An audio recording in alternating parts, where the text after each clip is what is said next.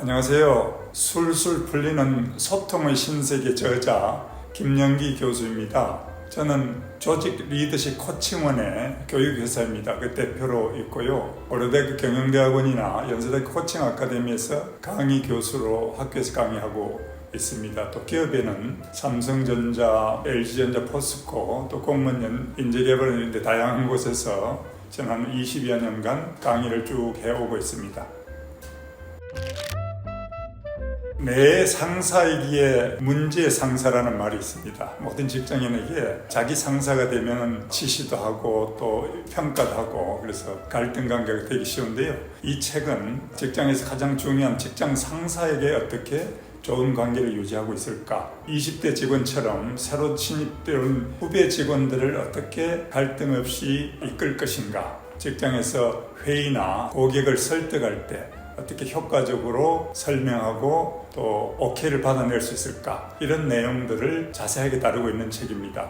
이 책이 소통의 신세계라는 제목을 다루는데요. 다른 책에는 없는 내용들이 많이 있는 내용입니다. 그래서 이 책에는 현장의 사례들을 중심으로 쭉 또 이론을 설명하고 있어서 모든 직장인들이 이 사례를 읽으시면 내 사례이네 라고 공감할 수 있는 사례이고 또 읽고 나면은 현실에 적용할 수 있는 실천적 방법을 얻을 수 있습니다. 사람의 성격을 이렇게 일반화하는 것은 여전히 무리가 있습니다. 그럼에도 많은 심리학자들은 성격이 급한 사람, 또 내향적인 사람, 사고형인 사람, 행동형인 사람 이렇게 구분하는 것은 여전히 유효해서 갈등 관련 소통 이론에서 늘 기초 체력으로 강의를 하고 있고 교육을 받습니다. 다만 MBTI는 우리가 많이 아시듯이 16가지 유형으로 분류를 하기 때문에 우리 직장인들이 사용하고 기억하기는 너무 복잡하다는 단점이 있습니다. 그래서 그런 한계를 뛰어넘어서 간단 명료하면서도 핵심 원리는 MBTI와 전혀 같게 개발된 것이 리드, READ 진단지입니다. 이것은 훨씬 쉬우면서도 제가 강의도 하고 코칭을 할 때 이 리드를 접한 사람들은 MBTI보다 훨씬 더 쉽고 활용도가 높다는 내용을 하고 있는데요.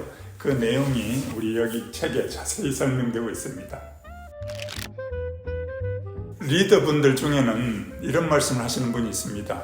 나는 공정하고 공평한 사람이라 직원들, 특히 후배나 부하 직원들에게도 차별하지 않고 똑같이 대해준다. 그런 말씀 하시는데요. 그 말씀이 얼핏 옳은 말씀 같지만은 존중하는 그 결과체는 같아야겠지만은 존중하는 방법은 달라져야 하지 않겠습니까?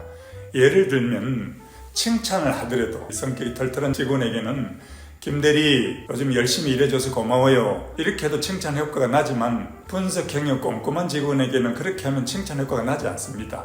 김대리 어제 보고서를 보니까 지난 3년치 시장 점유율 변화율이 그래프로 딱 그려서 했던데 한눈에 들어왔어요. 보고서 작성에 수고 많았어요 김대리. 그렇게 칭찬해야 되지 않겠습니까?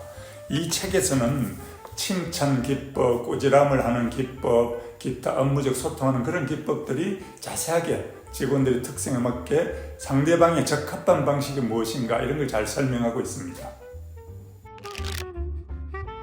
직장 상사 중에는 제가 강의를 해보면 직원들에게 좀 화가 나거나 바쁠 때는 그런 일은 알바생한테 시켜도 김대리보다 잘할 것 같아. 박 과장, 직장에 몇 년 차인데 지금 그런 생각을 합니까?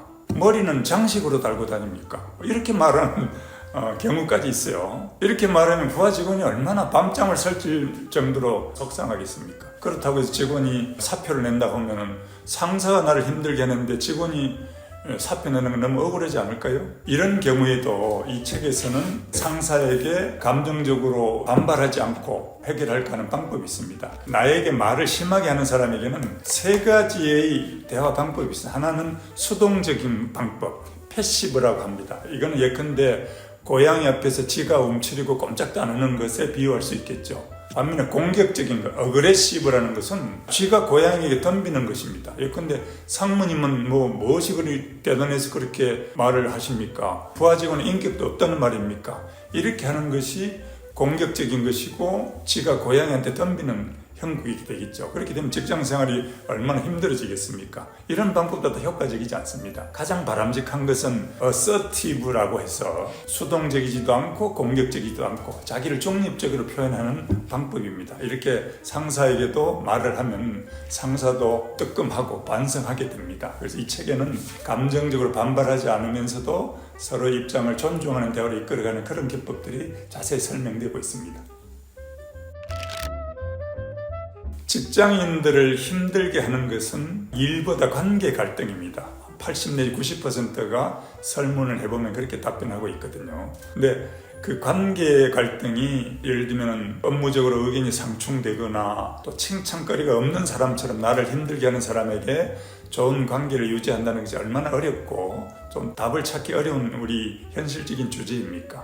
이 책은 미국 하버드대학교에서나 미국 갤럽 유니버시티나 세계적인 그런 연구기관에서 훈련하는 것을 제가 직접 그런 데 참여했었고 또 국내에 지난 25년간 약 2만 명 정도가 제가 교육장에서 만난 분들인데요. 그런 분들하고 워크숍이나 대화를 통해서 성공적인 기법들을 녹아서 쓴 책들입니다. 그래서 이 책을 통하면 관계 갈등의 점수를 기존에 50점이었던 사람이라고 가정하시면 이 책을 통하면 70점, 80점으로 올릴 수 있다고 저는 믿습니다. 그러면 그 증가된 것은 박사학위 뭐 한 개, 두 개보다 낫지 않을까요? 그렇게 저는 생각합니다만 이런 관계나 소통의 그런 실천적인 능력은 꼭 그 직장에서만 효과적인 것이 아니고 가정에서도 또 친구 간에서도 사생활에서도 100% 적용할 수 있을 것으로 믿습니다.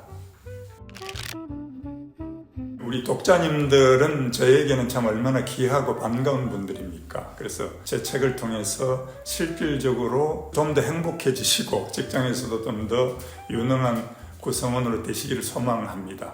그래서 이 책을 읽으시면 추가적으로 책에 소개된 진단지나 리더 진단지나 몇 가지 진단들이 있는데요. 그런 진단 도구를 독자님의 부서 내에서 직원들 같이 해보고 싶다거나 그러시면 화면 자막에 보이시던 그 이메일 주소로 저에게 보내주시면 독자님들에게 조금의 도움이 되고자 하는 것이 저희 또 보람이고 또 나아가서 제가 2주에 한 번 정도 스토리 리더십이라는 리더십 칼럼을 씁니다. 그래서 희망하시는 독자님께서도 제 메일에 이렇게 의사를 말씀해 주시면 제가 지속적으로 자료도 보내드리면 이 책에서 우리가 느끼고 또 학습한 내용을 지속적으로 자기 습관으로 만드시는데 도움이 되지 않겠습니까? 제가 정성을 다하여 최선을 다하겠습니다.